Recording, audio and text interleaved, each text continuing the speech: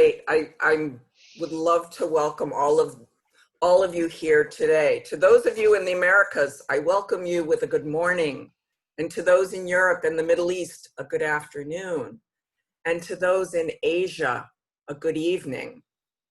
My name is Theo Spanos-Dunphy, and I'm the president of Global Citizen Circle. And it is a great pleasure to welcome you to the Circle. For 46 years, Global Citizen Circle has brought together people of varying ages and diverse backgrounds to share their stories, to engage and inspire and empower a global community of action.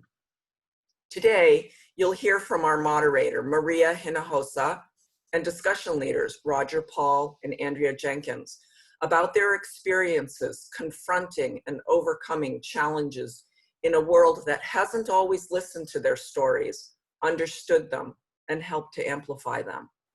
How each of them has moved forward, taking care of themselves and supporting their communities provides lessons for us all.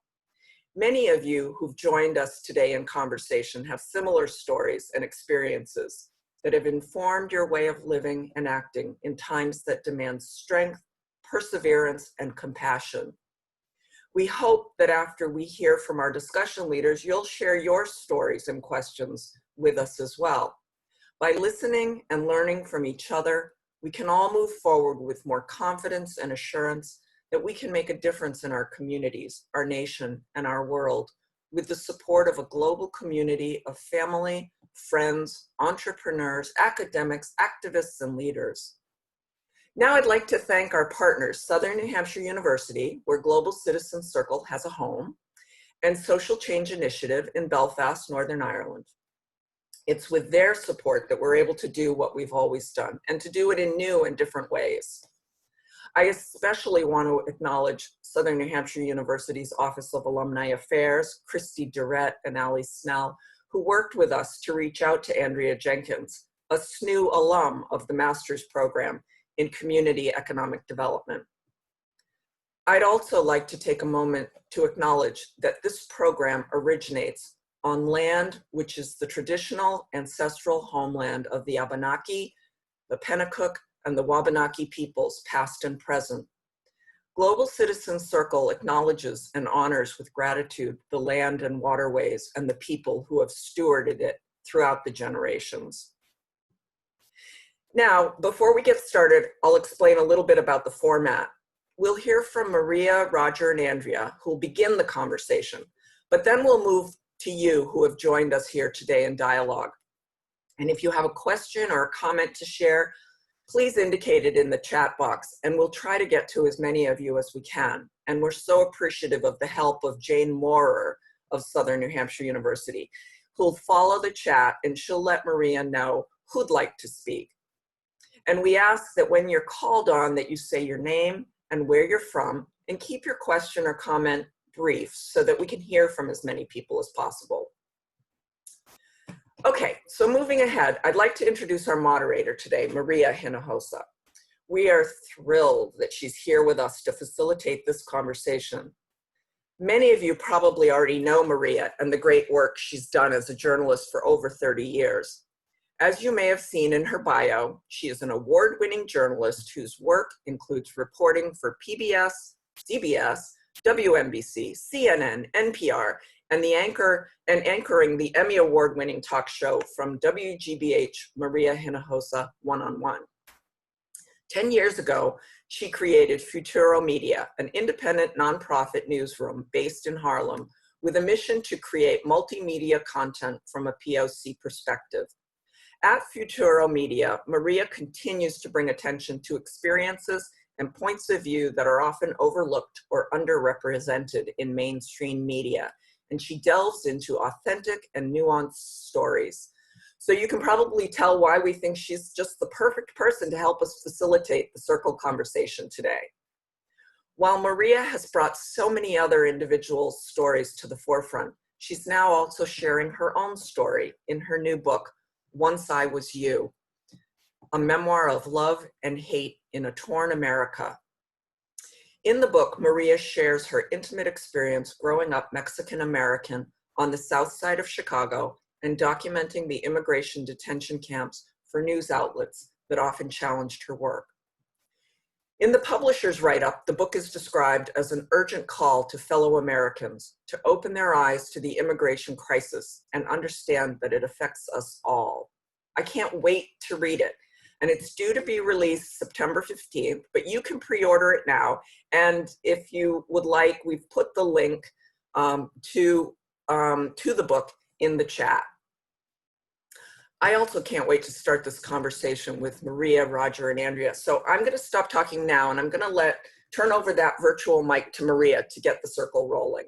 So thank you. Thank you, Jane. And that was perfect timing because the bell just rang, the dog ran out, the husband got up. So everything just happened right before you introduced me. But this is how we live. And it's a beautiful thing. It actually makes us feel a little bit more closer and intimate. And thank you to Nadine and Jerry and Janet out there. It's so great to see you. So the context of this conversation, as I was listening to the theme, widening the lens of injustice, and I'm thinking about the people who I'm going to be engaging with today, Andrea and Roger. For us, and I'm going to start with a joke because I find that if I don't laugh, I may end up crying the whole time. So in order to laugh, I like to say, and it doesn't really bring me any joy, but it is the truth, that I am 5 things that right now the President of the United States does not like at all. I am Mexican.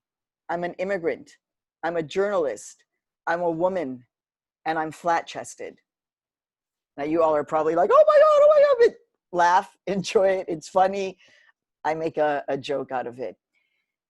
The point is that our lives, my life, Andrea's life, Roger's life, is really multidimensional.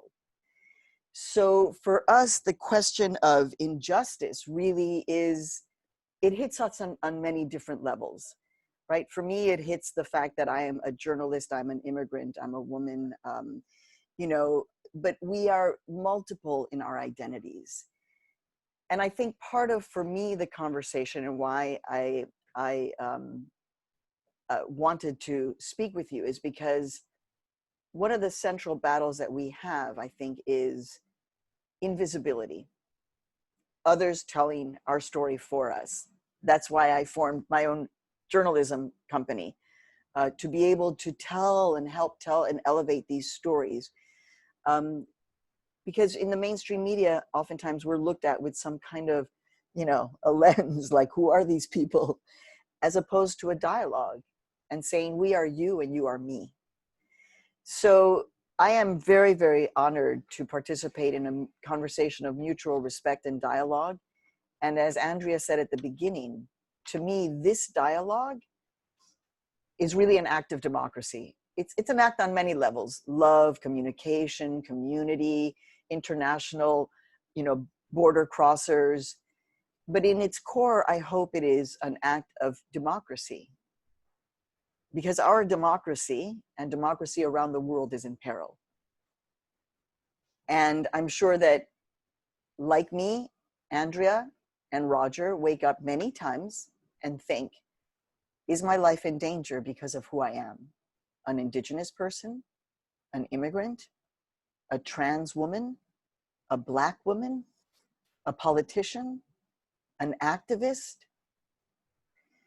So this, to me, is about seeing ourselves clearly and with each other. So first I'm going to introduce Roger Paul.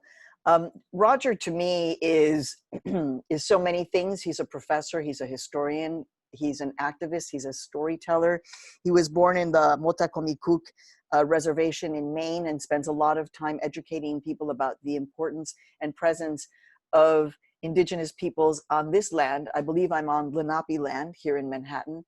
And so it is with great honor that we will hear from Roger first.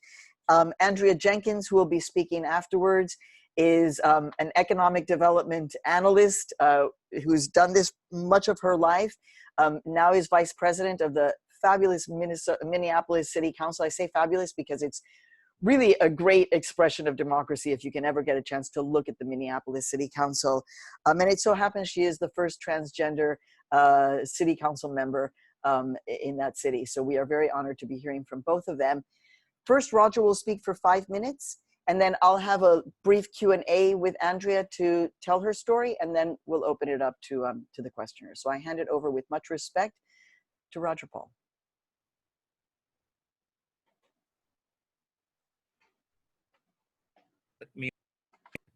There, I'm unmuted.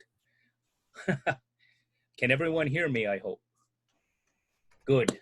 Thank you, Maria, for that wonderful, wonderful introduction. And the talk that you did really brought to mind, it's like, thank you so much for putting this all into one little basket for me. And it's an honor to be a part of this. And thank you, Theo, for inviting me to speak in this forum. And I want to welcome everybody from throughout the world. And I can speak only for the Chwabanaki people. That's the people of North and Eastern North America.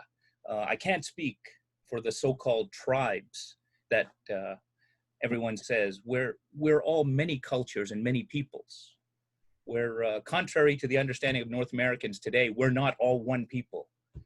Sadly, the colonizers have succeeded in either erasing or vilifying us from their history books. Our elders call it twistry. It's a history that is twisted to manipulate the truth of the indigenous peoples. It's actually shocking that the education system has failed the people. Most people learn the false history of indigenous peoples from John Wayne Western movies. And sadly, that's how a lot of people interact with me, as though I'm one of those illiterate and very I don't even know any more English words on that, but of the indigenous peoples that they kind of vilify. And I'll tell about, over time, it's been a story of, much like it is throughout the world and today, a story here, it's been of wealth, power, and influence, and exploitation. European kings, queens, and popes have issued cannons to colonize and kill our people to gain wealth, power, and influence, gold, the pine trees that the English saw to build their ships, and the beaver pelts that people saw as wonderful.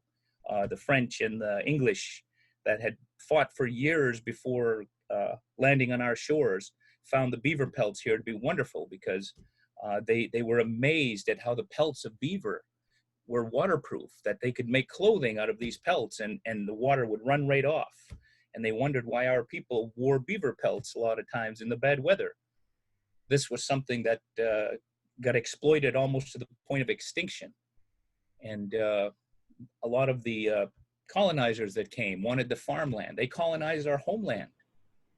They brought diseases to this country. The disease is not much different than today. I remember in my particular community, the Passamaquoddy community at Medokmiguk, I remember the elders telling us stories of how the U.S. Army would bring a wagon load of blankets to help our people in the winter. And they were given by soldiers with masks and gloves and handed to us on sticks.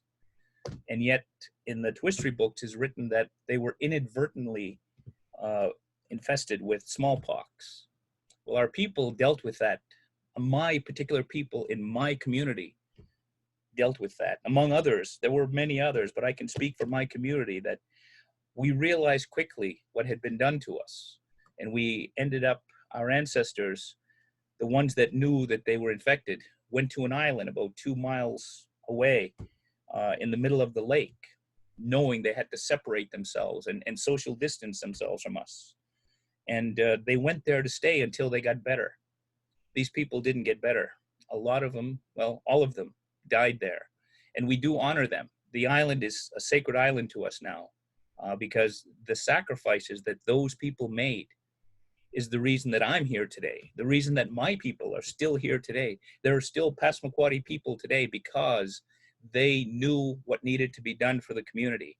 And they followed those social distance rules. They followed those separation rules. They followed that quarantine rules. And I'm thankful for that today. The Europeans, as they came over and they spread the disease, 75% of our populations were killed off by these diseases, not John Wayne and his pistol. I know a lot of the Western stories, you have 200 Indians running on horses coming toward this one or two cowboys, and they just take a couple of shots, and half of the Indians die on the first shot, and the other half die in the second shot, and the heroes ride off into the sunset. Sadly, that is what America thinks happened here, that the colonizers killed us all off in a war that we just lost and we need to give up. That didn't happen. We all died. 75% of us died from disease. There were some skirmishes, and it were the Western tribes, the ones that they had seen how we were treated here in the East. And the Western tribes said, well, that's not happening to us. Even though I can't speak for them, I knew our downfall here was our coexistence, our way of sharing everything that we have. It was our problem, and it's also our savior. Roger, you've got Yes. about less than 30 seconds to go. Really? I went through that 5 minutes already? Oh, yeah. Okay, let me go quickly. Let me see. Remember, you're going to be able to talk about a lot of this in the conversation, so don't feel like you have to rush. Maybe you want to just leave us with when you think of your story. Yes. Because honestly, I think everybody is completely enraptured, and I hate to interrupt you because I'm like, this is disrespectful. Oh, no problem. No, But I didn't realize I think everybody is very, very, very taken and really just like, So why don't you leave us with a final thought from your story as we move into hear from Andrea? Well, let me just close up with how I wanted to, I'm going to skip over what it's like for us today, but how we see the future is we see it as we're going to continue to be who we are. Not all, some have drank the Kool-Aid and have become assimilated into the religion of the dollar. And an elder once taught me that if you look for the good, you'll find it, even in the bad, and vice versa too. We believe in adaptation to creation all around us, but our teachings and our ways have gotten us through the last 20,000 years, and we fully expect to get through the next 20,000 years. Our teachings of coexistence and balance with all creation, not exploitation, is going to get us through. I don't believe we're the only culture that believes this.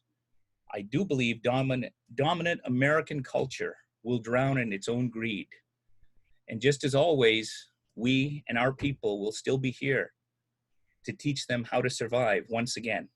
Chiwiliwan, thank you for that. Oh, thank you, Roger. You've already just created so many, my mind is kind of exploding in a bunch of ideas, but I'll tell you one thing. This term, and I've been around for a while, so I'm sorry that I hadn't heard it or maybe had it, but didn't. Twistery is such an important concept. You know, if we were to flip Roger's story, right? It's a term that I do not like. I'll never use it, but for the context of here, illegal alien, horrific term, dehumanizing. And yet we know who were the first illegal aliens on this land. And continue to be the original illegal aliens. And continue to be. No one likes to be referred to as an illegal person. But from Roger's history, which really represents our founding fathers and founding mothers on this land, they continue and were the first. So that leads us into a conversation with Andrea Jenkins, who I believe I have met at some point. I don't know where, Andrea, but I have felt like I have been in the same place with you, and so much respect. You know, you studied economic development, and so I actually am intrigued. Can you just tell us really quickly, you were born here, but at some point, what led you to say, you know, and the thing that I want to study is economic development? Wow. Well, good morning, everyone. Good morning, Maria. I want to say how honored I am to be a part of this conversation. Thank you, Roger, for the land acknowledgement. Whenever I'm in any space with the opportunity to speak and have a microphone, I always acknowledge the land as well. And here in Minneapolis, which is home to probably the largest urban population of Native Americans in the country, we stand on Lakota and Dakota land, the Anishinaabe people. And so, but I also, and it must be acknowledged that we stand on stolen land. in a country that was built with stolen labor, because those two truths about America has shaped what it is that we that we are experiencing today, right now, today, and it has really led to the I believe criminal economic disparities between the dominant culture and all other communities, and it absolutely can lead to what Roger talked about, a literal and figurative drowning of our American society based on that greed.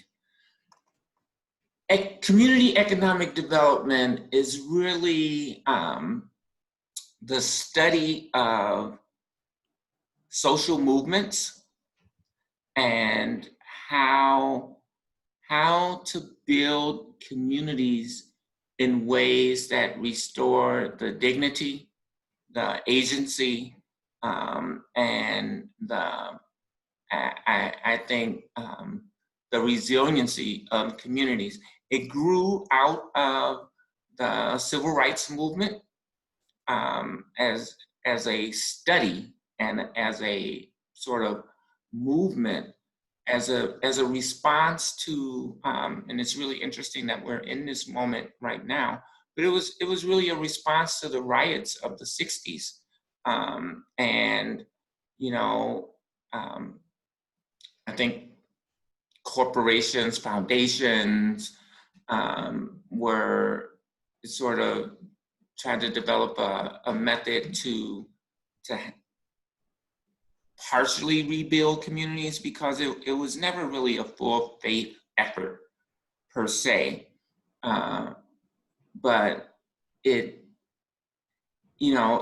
created these what's called community development corporations in neighborhoods, and I know there's lots of them in Brooklyn and in right here in Harlem. Yeah, and all the boroughs in New York City and all over the country. Boston, Massachusetts. I saw a lot of people in the conversation from Boston. Andrea, but if you don't mind, I want you to make the connection, because you started talking about the roots, right? Mm-hmm. Stolen land, stolen labor. Yes. And you focused on the issue of economics. It was not, and I just find that is, to me, you were making that connection. I also wanted to point out that for you, you are the first trans woman on the Minneapolis City Council, but that you also made it clear, you made it super clear from the very beginning. You're like, I am not a specimen. Do not look at me like a specimen. And I think the three of us actually understand this. It's like, oh my God, we're going to look at you and we're just people, human beings doing our thing, which is why I wanted to talk to you about economic development, where people are like, well, doesn't she want to talk about just her being a trans politician? It's like, actually, there's a lot. Well, I will just, for history's sake, Roger is a historian, as am I. I'm an oral historian for 3 years. I documented the histories of transgender and gender nonconforming people all over the United States of America. Those histories live at the University of Minnesota, and they are available to anyone who wants to look at it. I interviewed over 190 plus individuals.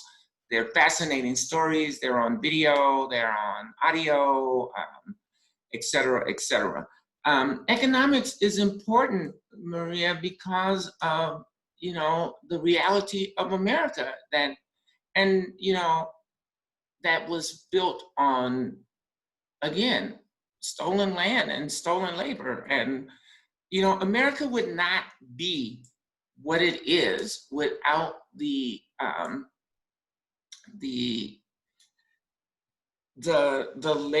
free labor that lasted for hundreds of years, and even to this day.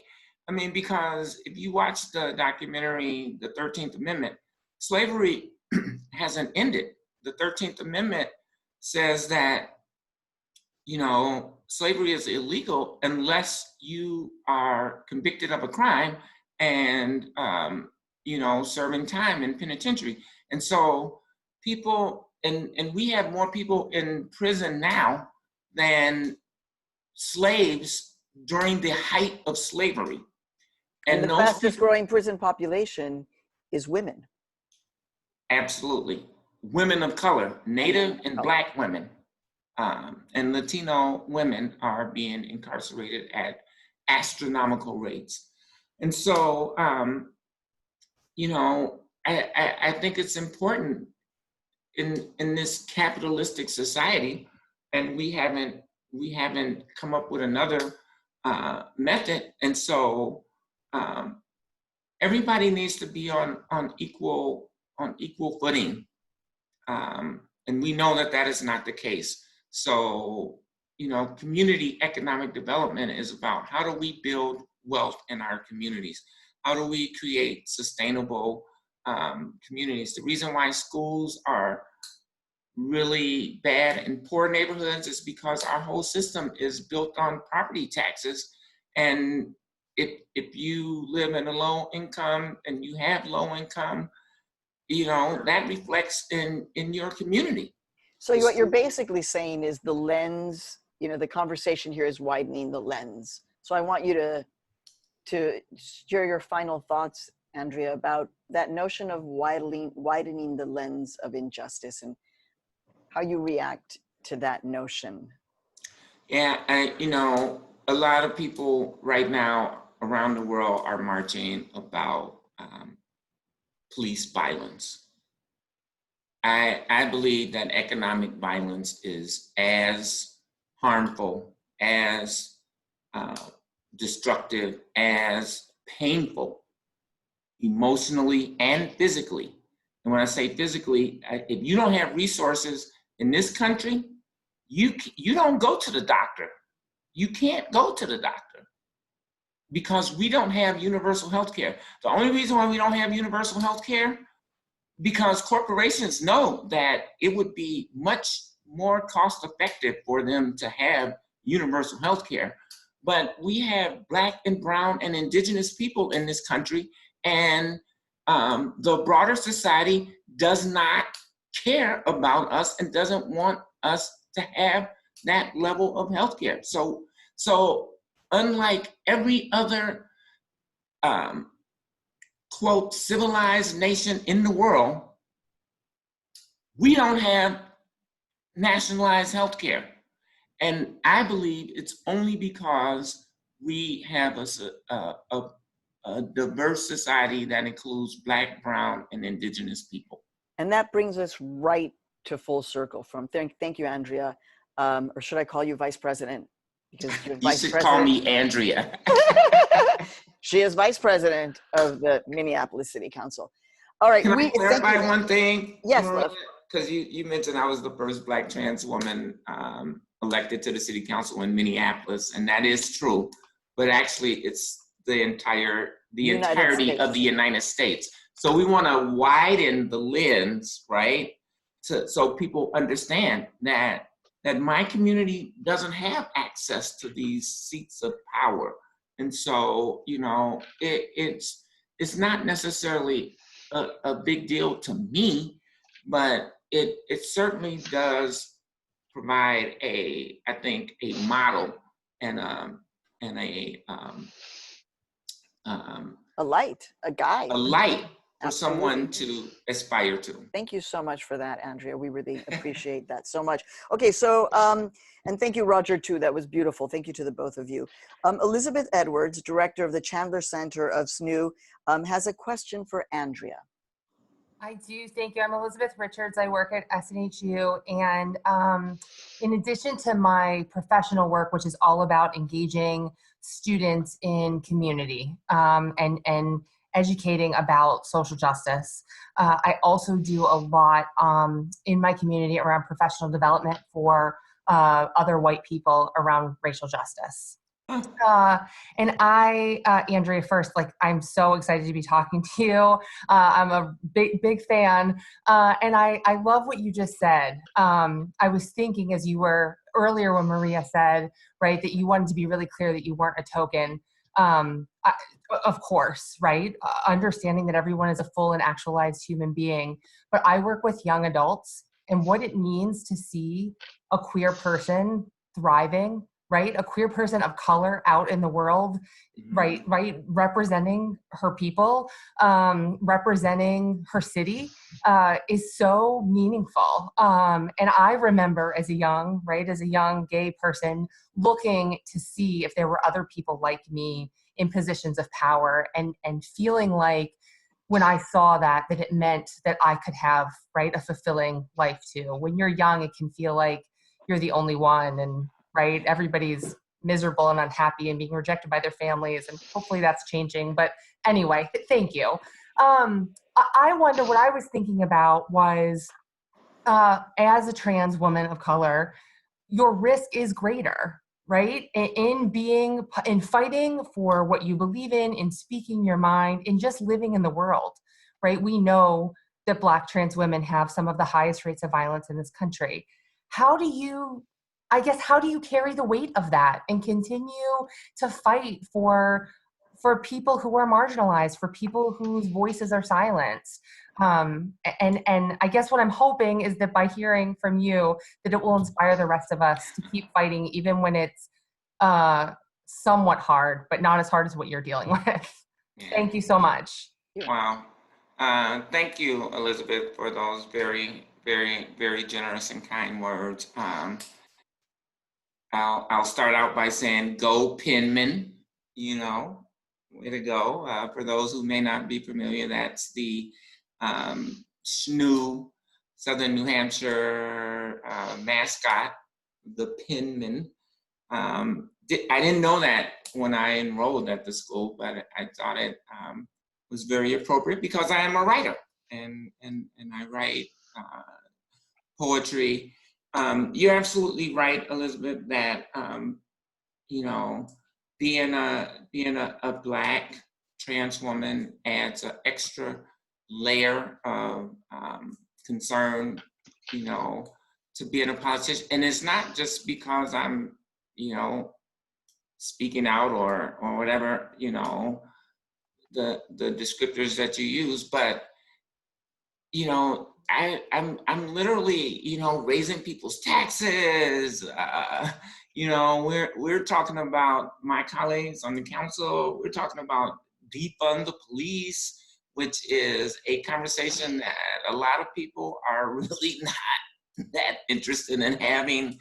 And so it is an extra burden. And just as an example, when the unrest, for those of you who don't know, I represent the area where George Floyd was murdered. George Floyd was murdered 1.5 blocks away from my house. Oh my goodness. Like literally, I can see the intersection from my living room window. But I'm also the council member that represents that area. So when George Floyd died, was murdered, you know, and the unrest began, and it was really, really challenging moments for the city of Minneapolis. I mean, there were fires all over the entire city. We had, I don't know how many different police militarized agencies here, state troopers, National Guard, our police department, other police departments from around the area, the FBI, the ATF, all of these different law enforcement agencies were here. It was an extremely volatile moment. And so, you know, as a city council, we were asked if we wanted security. And most of my colleagues said no. And the majority of my colleagues are white. The the three people that did ask for security was myself, a black trans woman. I have another, you guys are praising me for representing trans people, but there's another black trans man that's on the Minneapolis City Council as well. Councilmember Philippe Cunningham, who is a powerful force in his own right. Graduate of DePaul, where I was a former professor. Yes, exactly. Yeah, he did graduate from DePaul. Wow, okay. Probably saw somewhere in Chicago, Maria. We gotta talk about that. I grew up in Chicago. But at Andrea, any do me rate, a favor, wrap it up because we got 3 more questions and we're so behind schedule. yeah, But we want to hear your final thoughts. I absolutely will. So the 3 marginalized people, a Latina woman, and the 2 trans people, we asked for security because our lives are much more at risk than our white colleagues. And then the media got a hold of the story and we were vilified and drugged through the mud for having security. So those are the kinds, and last week, just for everyone's information, 6 Black transgender women were murdered in this country. In this country, yes. And one was right here, I think Monday to Tuesday morning in the Bronx at 1:32 in the morning. Exactly.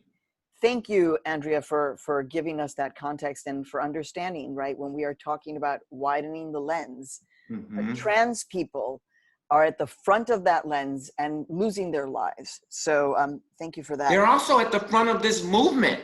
Absolutely. Maria, absolutely. Black trans women and queer Black trans people are leading these efforts to bring democracy back, to save democracy. It's when you have nothing to lose, you give it your all. I encourage people to take a look at the pictures from the beautiful rally in Brooklyn for Black trans and Black trans lives matter. Lives of color. Everybody wearing white, everybody at peace, and everybody in celebration for the role of Black trans women and trans people of color across the board. Okay, so we have a question from the amazing Dr. Janet Duarte-Bell. She is the founder and president of LEAD and someone who I haven't seen for a long, long, long time. Dr. Bell, it is beautiful to have you here. You have a question for Roger. Yes, I do. And as Andrea said, call me Janet, please.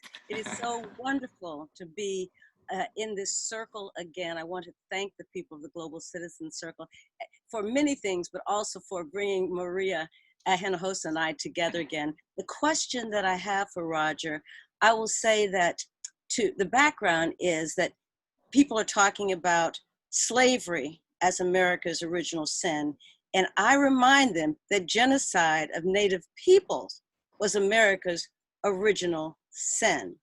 And I have to say that one of the most proud things that I've ever done in life was when I was at National Public Radio, was to hire the first Native American producer.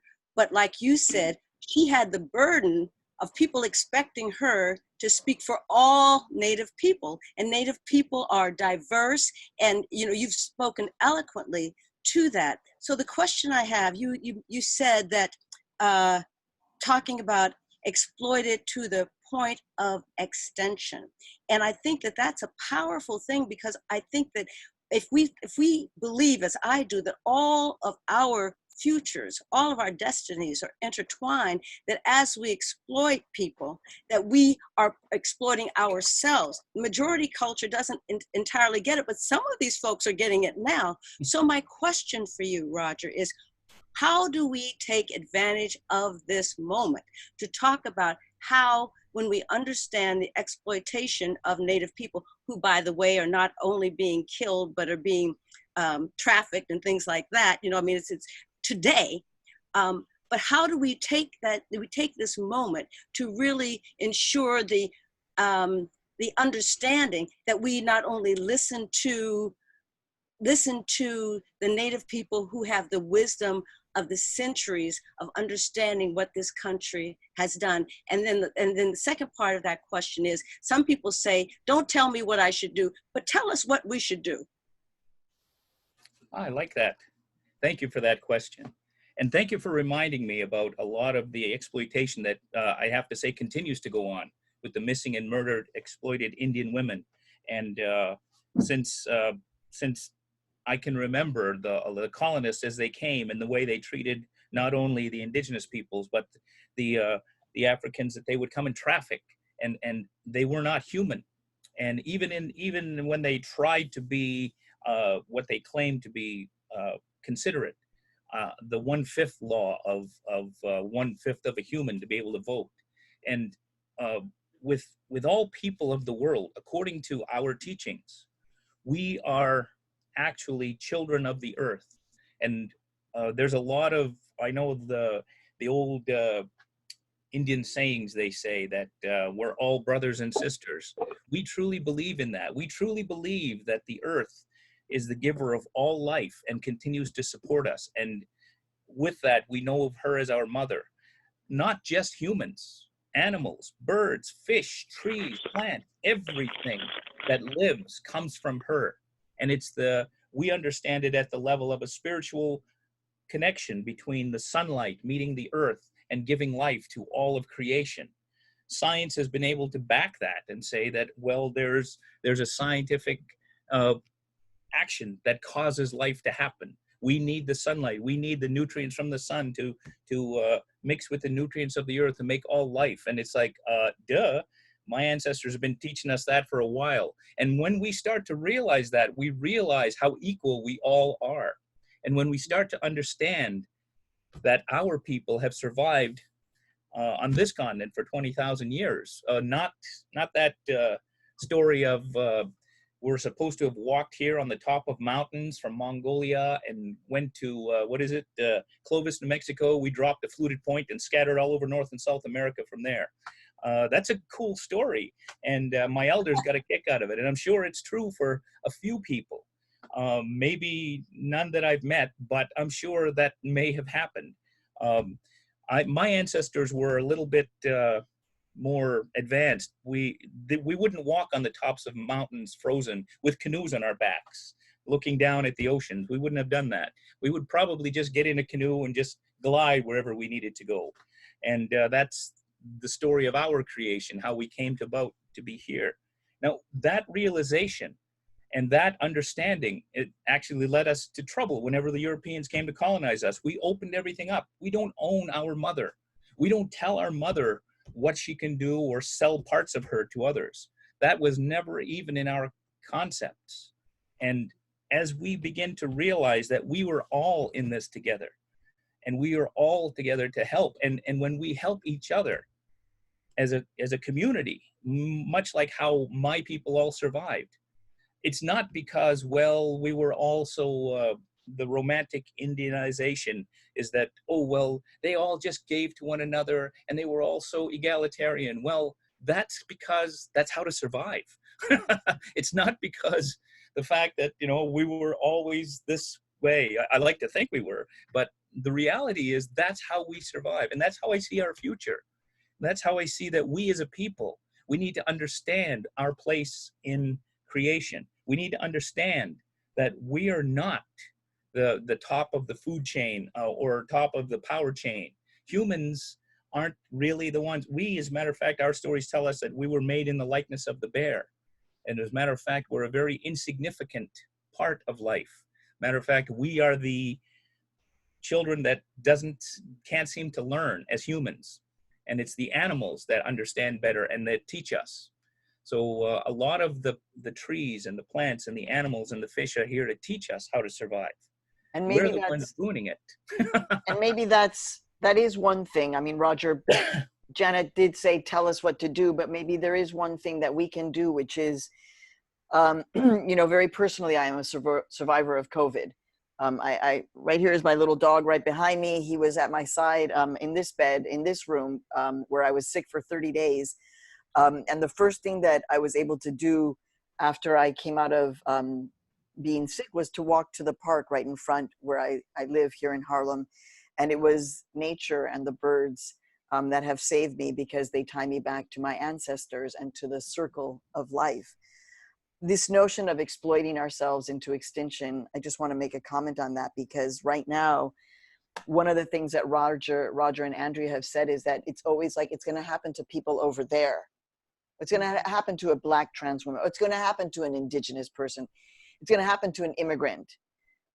The secret police in the United States right now that are taking people who are participating in democracy and not breaking any laws, many of those are part of the Department of Homeland Security, part of Immigration Customs Enforcement, part of the Border Patrol.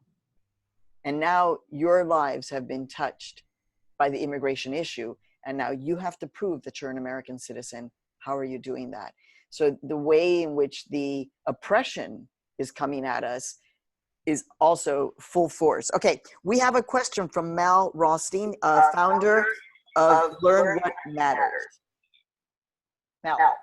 I will, Maria, we got a message from Mal that her internet wasn't working, so she's not with us. And I think we can probably go right to questions from people who've put messages or questions or things that they'd like to say in the chat. So Jane, maybe you could direct us to who was first in the chat to ask something. Absolutely. Phoebe was the first one. She said she would like to hear what it is like for Roger today, if time allows, as a conversation opens up, when he was talking about sacred ancestors, etc. And tied to that, M. Lesser said, I hope Roger can tell his personal story of how he escaped being taken from his family and sent away by the state. Maria, do you want me to just answer directly then, or? Yeah, just go ahead. And I'll just, if you start to go a little bit long, I'll just jump in with Well, all respect.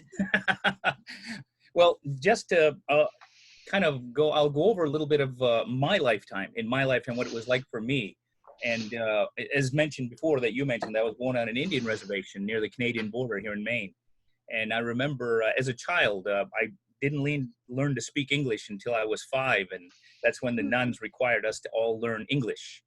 And so we all had to start learning this language. And I thought, well, there's a television coming up, and I've seen it, and they have that language on there. So I wanted to learn what these people on the TV were saying. I remember growing up, we went through some of the same things, even in the 60s, when there was a hall that there was a place just for the Indians that had to be at the back. I thought all Indians just enjoyed sitting at the back, and that's not the case. I remember getting a little older, and there's a stereotype that Indians are good at hockey. And me and my friend Pierre were on the hockey team, but we were replaced because one of the doctors in town, his sons were not on the hockey team, so we got replaced. And those things really didn't mean much.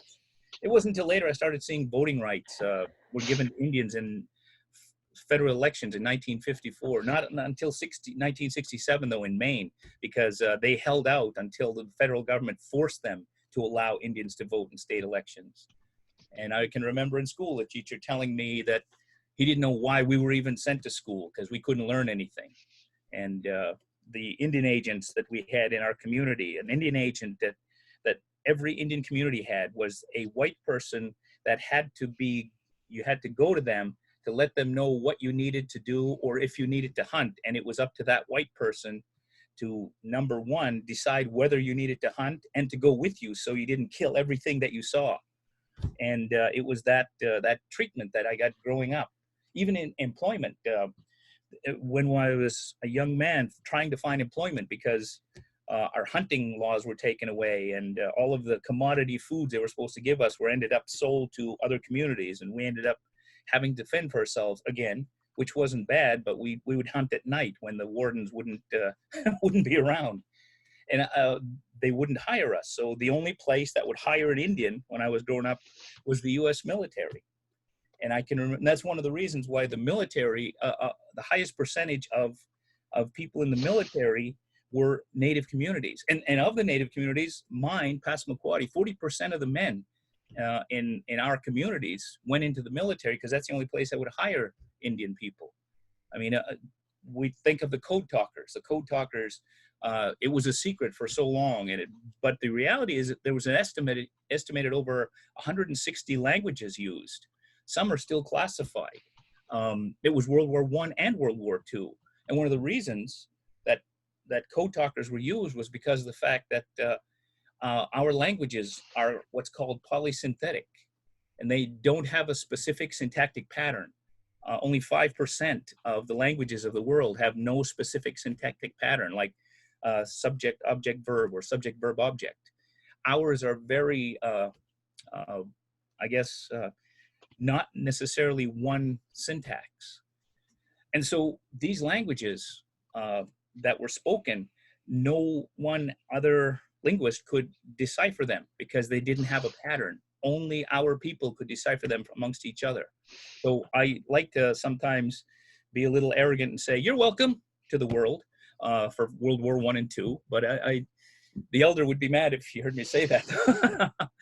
But the languages, for instance, my tribe, the Passamaquoddy tribe, no one's ever heard of it.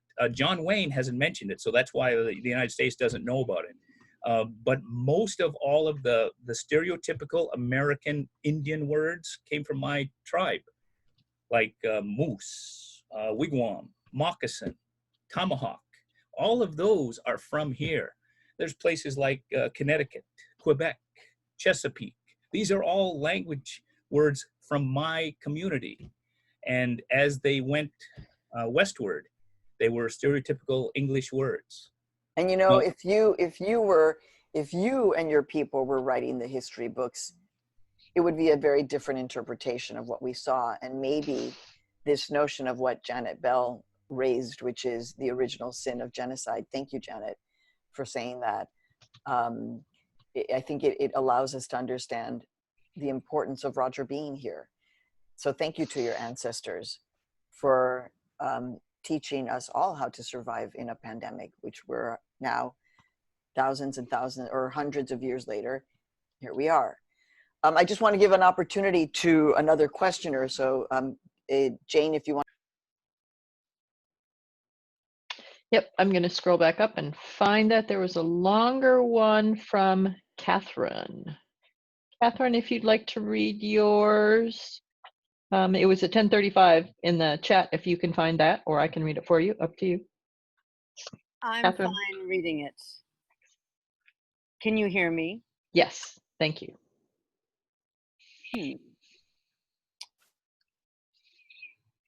You can also just ask it. You don't have to read it. Right. Okay.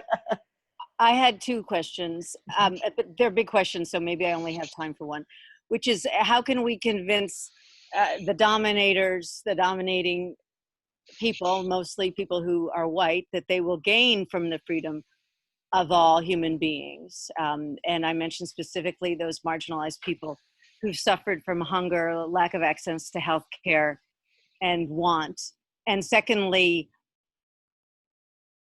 while it is not a zero-sum game, I think it's really important to emphasize that. What are we willing to give up, since we have so much wealth and abundance and greed that will eventually kill us? I mean, are we willing to give that up before it kills us? Question mark. Andrea, give us a quick response, and then Roger, and then we'll move on to our next question. Thank you for that. Well, I thank you, Catherine, for that really, really large question. Wow.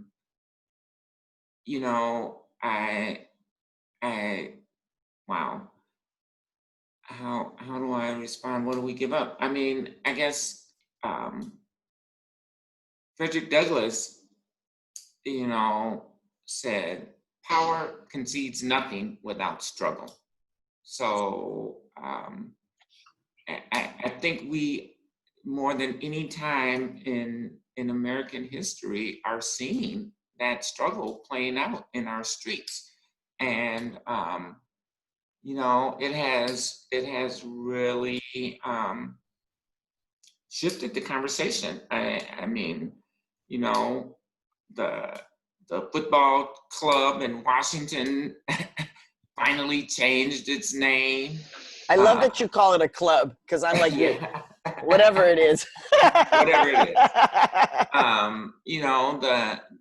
the judge in South Dakota said that the pipelines are, you know, illegal, like they cannot coexist on native land. You know, these kinds of things are only because of the pressures that activists have been, you know, moving forward for years, for decades, and finally we're at this moment that people are starting to listen. So it requires this struggle, this push for full democracy, and I think that has got to continue.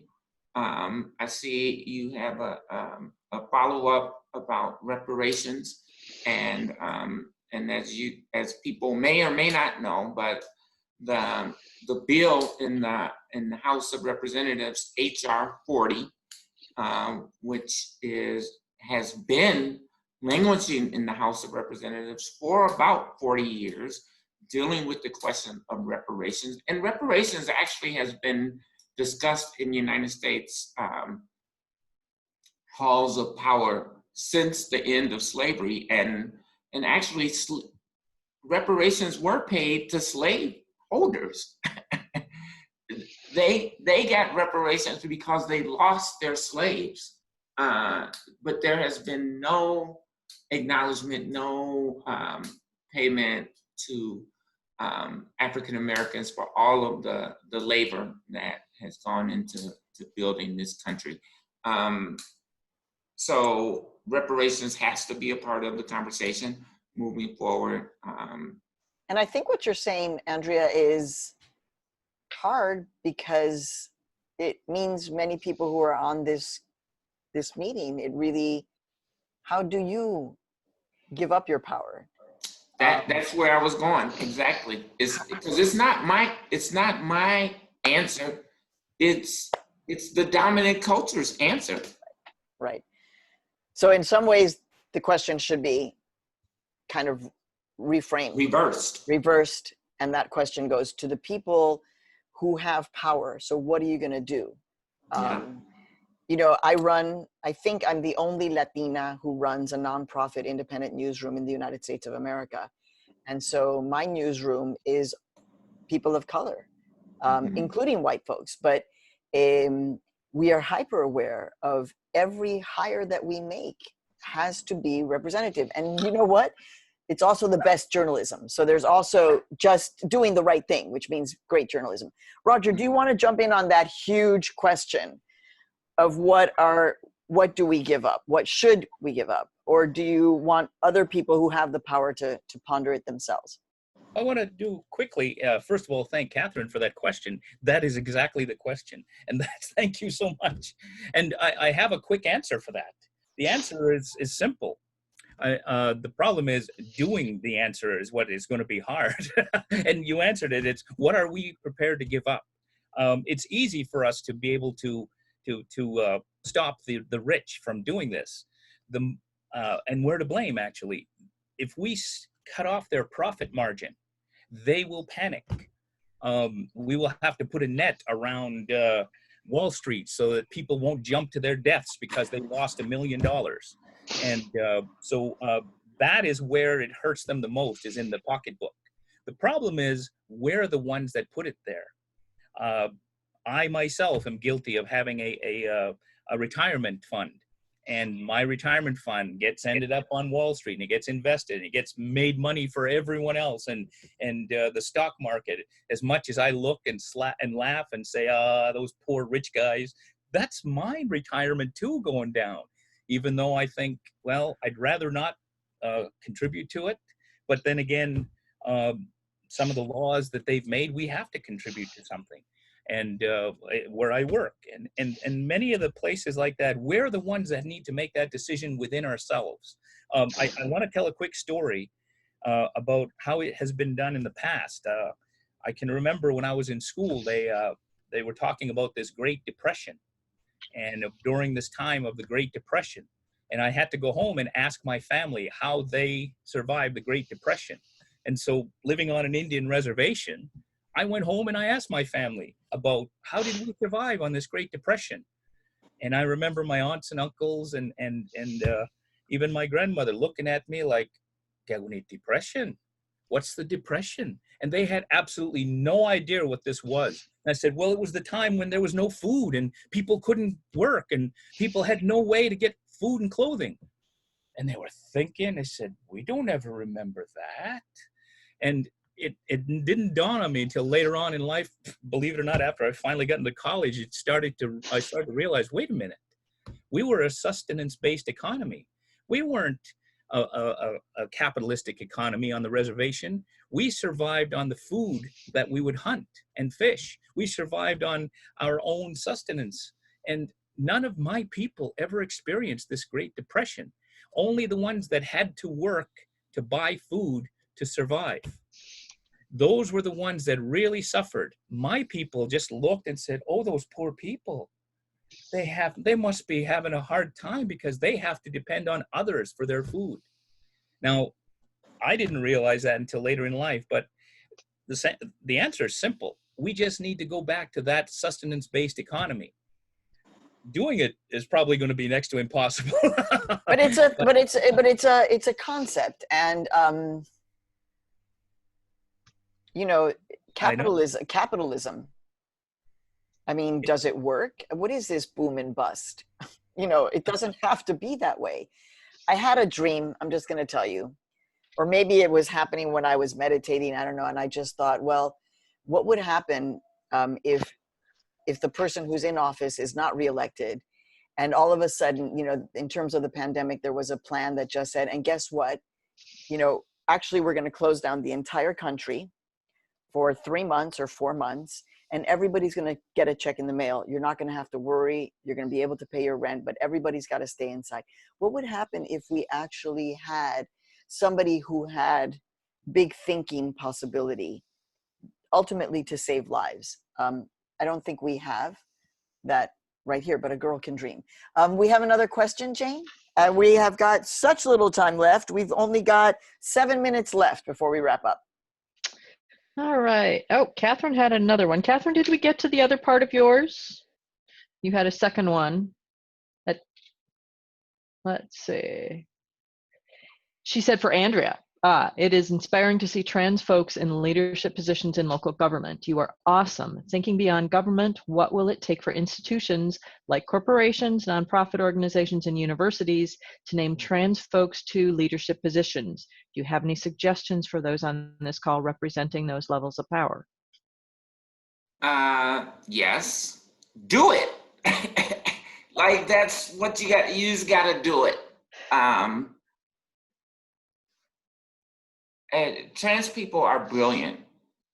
I think we talk about reimagining public safety, and transgender people reimagine their entire lives and rebuilt their entire lives in order to survive. That kind of creativity should not only be valued in corporations and institutions and universities, it should be highlighted and lifted up. I mean, that's the kind of ingenuity and creativity that has continued to move America forward in terms of technology. Unfortunately, we have not moved forward around our social interactions, but I believe that kind of fortitude and authenticity is what is really needed in these spaces that you mentioned, corporations and universities and our governmental institutions. And these organizations should reflect the broader community. you know, as Maria talked about her newsroom, you know, the Minneapolis City Council, we have a Somali representative, 2 Black transgender people, a Latino woman, and as well as an African American artist. Myself and Council Member Ellison are artists. So our council reflects the makeup of our community. And I think all of these organizations and institutions need to have that same level of parity and reflection to our communities. You know, I think you go out and recruit, you create pathways for people to enter into these processes. You name these communities when you're doing recruiting, because when people are named, then they feel welcome and included, you know. And instead of saying all minorities are encouraged to apply, you know, you can say something like, we welcome applications from, you know, or we seek applications from Black, Brown, Indigenous, LGBT communities. When you name those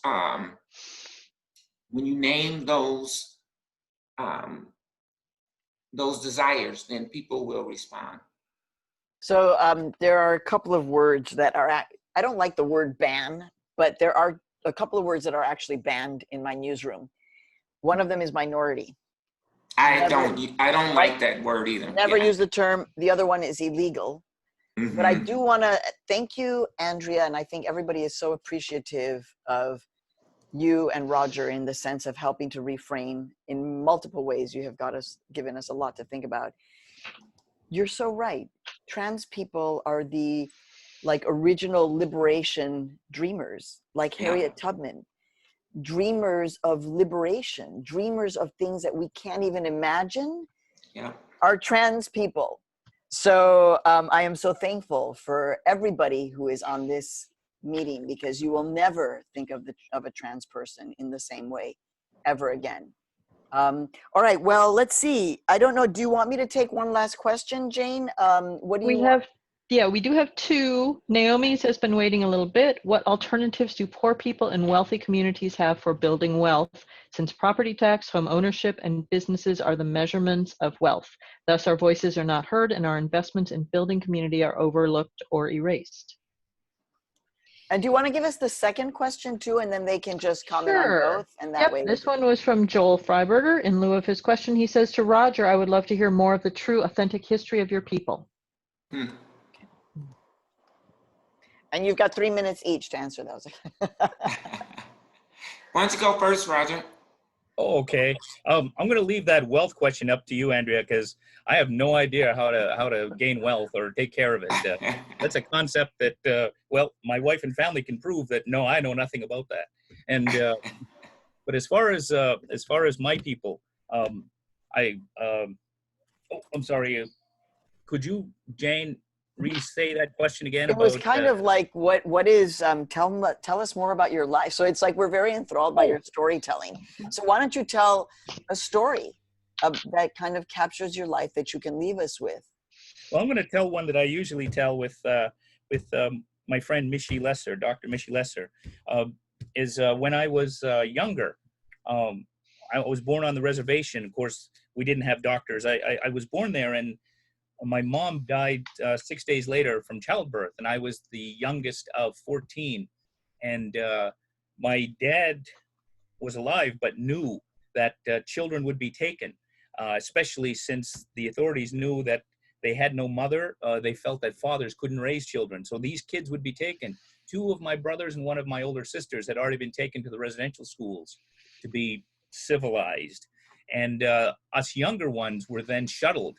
The community knew that they would be after us. Sorry for, this gets emotional for me sometimes. And so we would they moved us, and I lived and I was shuttled between many family relatives between Canada and the United States to try to escape being taken by the authorities and sent to the residential schools. And that's one of the ones that I remember growing up, how I was one of the ones that I like to say privileged. I was very privileged, being the youngest of all of those groups. I had families that took care of me, that loved me. Our communities, whenever children were taken, and they're still taking them today, even with the ICWA law, the Indian Child Welfare Act, they're still taking children from our communities and putting them with white families because they think it's a better environment for them. I was very privileged in that my family loved me enough to hide me from these authorities. And it wasn't until later on in life, when I was old enough to go to school, and Sister Sister Jean Marie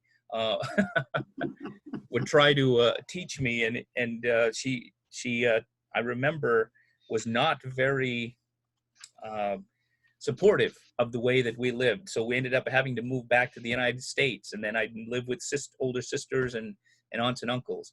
And my older aunt and uncle were the ones that finally gave me I'd say a permanent home. I lived with them the most. It's about 10 years of my life, my childhood, was with that one couple in Canada, because they lived in a community that was safe, and it was so secluded they couldn't reach where we were at. And as I grew, I remember Mother's Day would roll around, or Father's Day, and it was always terrible for me because I had at least 4 sets of parents that had raised me, and so I dreaded those days. But my birthday was always good, and Christmas. So I better cut it off there. So. Thank you, Roger. Thank you. Andrea, did we have one more question, or did you want to jump in on that? You can have the wealth question, Andrea. That's right. The wealth. I forgot it. Thank you. Thank you for doing my job, Roger. The wealth question. Would you like me to read it again? Yes, please. What alternatives do poor people in wealthy communities have for building wealth? Since property tax, home ownership, and businesses are measurements of wealth, thus our voices are not heard and our investments in building community are overrated. And Naomi, if you can speak to that better, please ask again.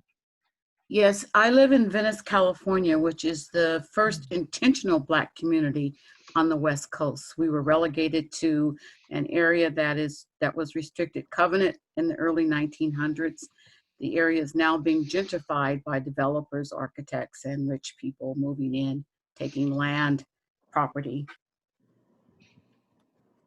Yeah. So we don't know how to build our wealth and keep our voices, because we were neighborhoods before with entrepreneurship within our own community, and that's being taken away. Mm-hmm. You know, I saw this question in the chat, or very similar. You responded about the land trust? Mm-hmm. And, you know, I mean, I think that's one part. And, you know, for people maybe not familiar with land trust, it is, it's a way to have home ownership. So an organization will purchase the land, and then members of the community can purchase the house that sits on the land. So it makes it much easier for home ownership to get into that home, because someone has, and generally it's a community group that has come together, and they purchase the land, and then you purchase the house that's on the land. You don't get the same amount of equity as you would if you bought the whole thing yourself whenever you decide to sell. But it's a way to begin to build that wealth. And it's only one tool. And then I talked about co-ops. I think those are ways that people can build wealth and community wealth. But it really is a really tough question. I mean, I think reparations has to be a part of that answer. We need these corporations and to pay their fair share of taxes so that we can begin to have more of our own income in our pockets, and less of it going to pay. I mean, poor communities, we share a disproportionate amount of the burden of supporting this nation. It's just a reality. Jeff Bezos, Amazon they don't pay any taxes. It's criminal, as I said at the beginning of the call. So a big part of it is got to be, our fight for economic equality. We have to continue to push, as Congressman John Lewis reminds us. We got to stand up, make some noise, and get into some good trouble. And that is absolutely what we need to do in order to change this economic paradigm. Could you just And I mention think we're on that train. We're on that train right now. Could you just Oh, yeah, mention one kind of cooperative in a community that you're speaking of? Can you repeat that? Just one kind of cooperative that you're speaking of in communities. Oh, a housing co-op. So people can put their money, their resources together and purchase the apartment building that they're living in. In fact, you're not going to believe this. I am in one of those buildings. Yes. This is in Harlem. It is a historic building. People think, again, going back to what Roger says, these images, that, Black people in Harlem, they just didn't know how to take care of the buildings. And it's like, no, that's not at all what happened. What happened is that everybody leaves the neighborhood. It's an abandoned community and people are struggling, right? Because you have no resources. In the 1980s, 70s and 80s, this part of Harlem was abandoned. And this building would have been torn down. It was built in 1984. They say that Langston Hughes lived here at some point. And so it is a historic place, but were it not for community organizers who were doing it back then and bought it and made it a co-op, right? So that everybody who lived here was able to buy, with the support of the city, their apartments. This is a 3-bedroom apartment in Harlem. Doesn't happen often. No. The original owner, who was here probably for 40 years, paid about $500. And yes, our wealth will not be as great as if we had bought a condominium, but this is the community. And by the way, when we walked in, and it was in pretty bad shape, but Martin Luther King, there was a poster of him right here. And I was like, oh, hey there, Rev. This is where we're supposed to be. I want to say thank you to Andrea and to Roger for making good trouble on this call, for not being afraid to say some things. We didn't actually use the word white supremacy, and I think we have to think about that in the context of why did people think that they could do this to indigenous people, massacre them, or enslave a human being and send them over here? It is because they believe they are better, which goes back to this whole concept of like ego, right? And where does ego come from? It's because you're insecure. So what we really know is that white men are deeply insecure. Not all. There's probably some watching who are like, what? And we're watching it manifest in the presidency, which is what's so difficult. But the answer to that is what Andrea said, which is just do it. It is scary. Dr. Martin Luther King was scared every day because he didn't have a playbook. This is scary. Roger was scared and just kept on doing. There's just a couple of things that, in particular, Roger, when you spoke about child separation, when you do go out and get this book, please, please, please, please, please pre-order, because I need to make it a bestseller, please, because unless people of color make books bestsellers, we don't get another opportunity. So I am hawking. Please pre-order it right now. But one of the things that happened in this book, once I was you, is that I realized that I was almost taken from my mother when we first came to this country. And so the separation of children The destruction of a family has been policy. It started with the native indigenous people to this land and continued through, and then was practiced on Andrea's ancestors, and is now today putting children who could have been born from me into a cage or into a Hampton Inn hotel for 2 days, and then putting them on a plane and sending them back.